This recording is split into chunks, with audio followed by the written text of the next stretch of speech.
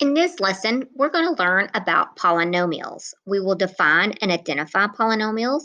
We'll also classify them as degree and by number of terms. Then we will add and subtract them. So let's take a look at the word polynomial. The word poly means many, and nomial means terms or parts. So let's look at the official definition. So write this in your notebook. A polynomial is an expression containing one or more terms in which all variables have whole number exponents. So whole numbers are 0, 1, 2, 3, and so forth. And there are no variables in the denominator.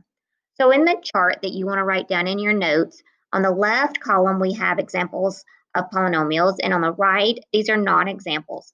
So let's take a look at the first example. We're going to compare this polynomial to this expression that's not a polynomial.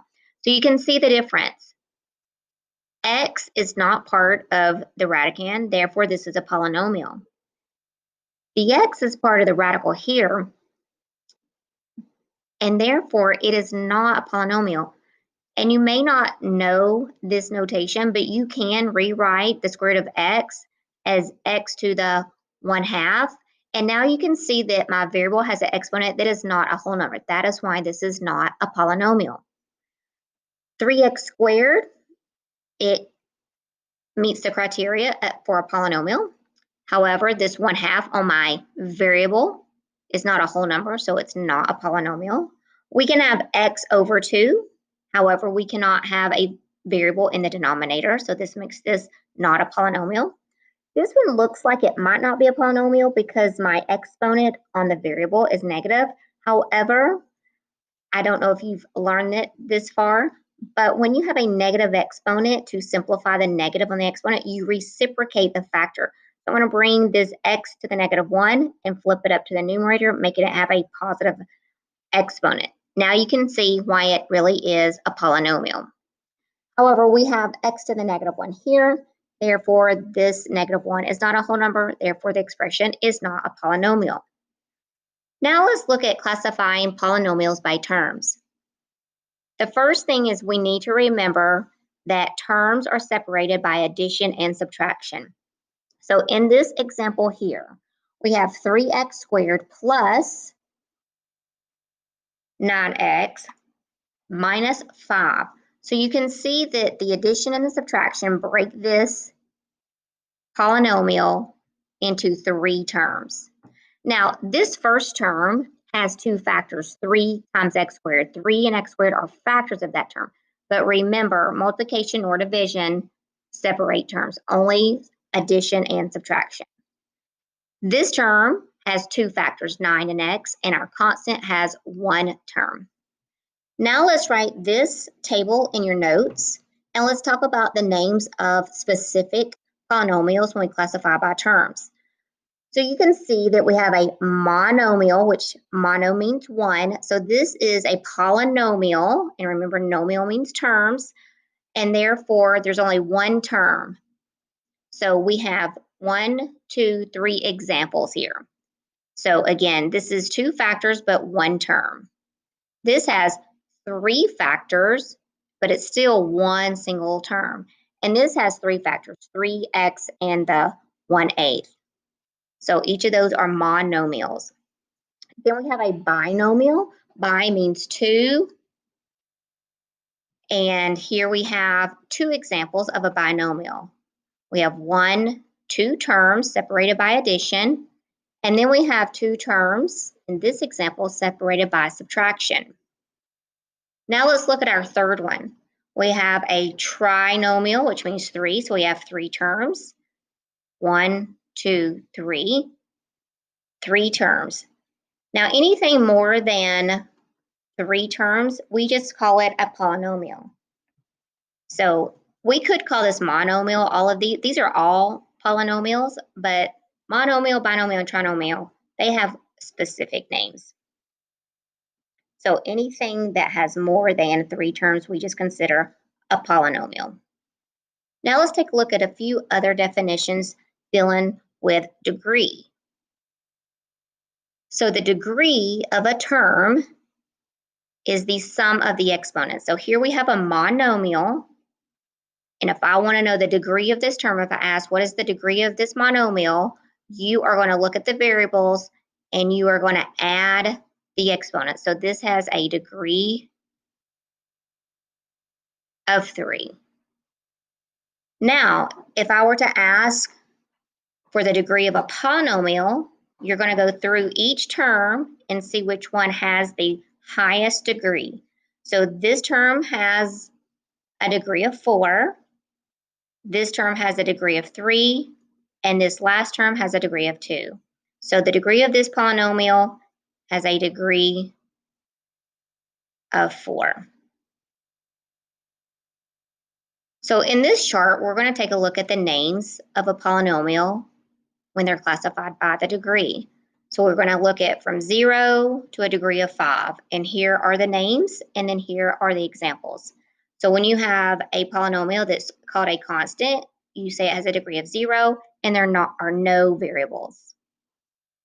Then if you have a linear polynomial, your largest exponent on your variable is a 1. So this has a degree of 1. It is a binomial, but we're just talking about degrees here. Then we have a quadratic. So don't think quadratic means 4. This is when a polynomial has a degree of 2. So we look at the largest exponent on the variable, and this 2 tells me that this is a quadratic polynomial. And we could specifically say it's a quadratic trinomial. Then we'll have a cubic. A cubic has a degree of 3. And here's the example. A quartic, quart meaning 4, our degree is 4. And then we have a quintic with a degree of 5. And that is high as we're going to go. Anything above 5, you can just use the words has a degree, like a degree of 6, 7, and so forth.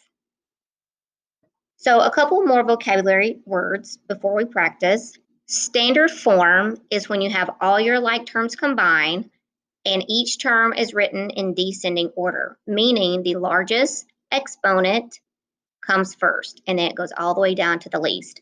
So you can see in this polynomial, these two terms can be combined. So that gives us 3x minus 5x squared plus 8. So now they're combined, but now we have to put them in the right order. So this quadratic term has the largest degree, so we're going to put it first. Now always look in front of the term to see what kind of sign that the term goes with. So we have negative 5x squared plus 3x plus 8. And now this is a trinomial because it has 3 terms, and it's quadratic because my degree is 2. So we're going to call this a quadratic trinomial. And always write your polynomials in standard form. Even if the instructions do not tell you to, always do that. The leading coefficient is simply the coefficient that is leading out front. It is the coefficient of the term that has the largest degree. So this is in our standard form. So the leading coefficient is negative 5. Okay, now I want you to pause the video, write these problems down, and write them in standard form, identify the leading coefficient, and classify by term and degree. And then when we come back, we'll go over these together. Okay, let's go over these. So number 1, negative 4x to the third. Then we have plus 6x squared plus 7x minus 1. My leading coefficient is negative 4. We have 1, 2, 3, 4 terms. So when you have more than 3 terms, we're just calling it a polynomial, and the highest degree is 3. So this is a cubic because it has a degree of 3, and we're just going to say polynomial. Number 2, nothing to combine. Negative x squared has the largest degree, and then our linear term, and then our constant. Our leading coefficient is negative 1, and this is a trinomial because it has 3 terms, and it's quadratic because it has a degree of 2. So a quadratic trinomial. And then number 3. This is written in standard form as is. This is the leading coefficient is 1. This has 2 terms, so it's a binomial with a degree of 3. So we're not going to call it a cubic, we're going to say a degree of 3. So this is a binomial with a degree of 3. And our last one, negative 4x to the 4th, and then our quadratic term is next, and then our linear term. Our leading coefficient is negative 4. We have 3 terms, so that makes it a trinomial, and our degree is 4, so that's a quartic trinomial. Now, some folks may just use the word a degree of 4, and that is fine.